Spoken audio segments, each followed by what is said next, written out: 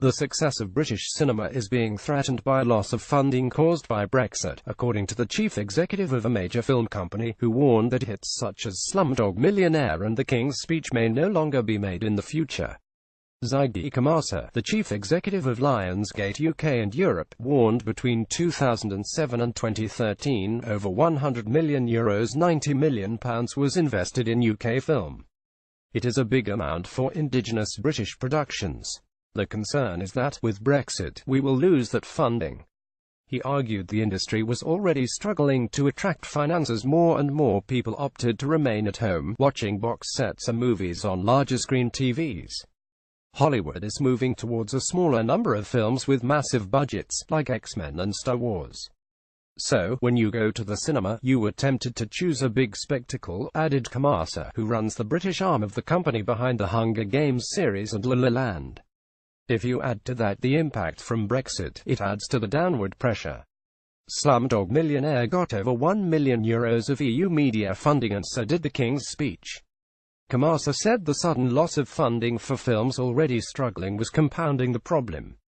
It means those films are not going to be made, which is a huge loss culturally and economically, and a huge loss for skills and creative talent. He said the squeeze had already started. We pledged to make 25 British films in 4 years and managed 19-20 over the first 3 years, but we are struggling in the final year. It is already October and we have only made one, he said. I'm fearful that the great films of the past 20 years like Slumdog Millionaire and The King's Speech will struggle to be made in the coming years unless something is done. We as an industry need to look at this closely. Kamasa, who has been asked to chair a British Film Institute BFI Commission on Independent Film in the UK, argued that huge British hits had acted as a stepping stones to more films.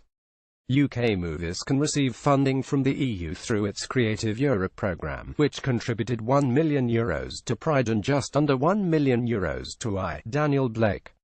Amanda Neville, the chief executive of the BFI, said she was confident that film would be of valued importance when Brexit negotiations got underway, but added the industry would like participation in Creative Europe to be maintained.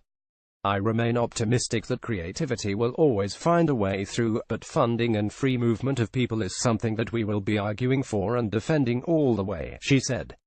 Asked if the UK could stay in Creative Europe after Brexit, a spokesman for the Department for Digital, Culture, Media and Sport said the UK film industry is world-leading and one of our biggest success stories.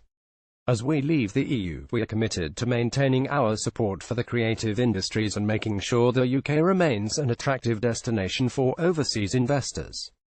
Karen Bradley, the Culture Secretary, has previously said she was aware of the film industry's concerns.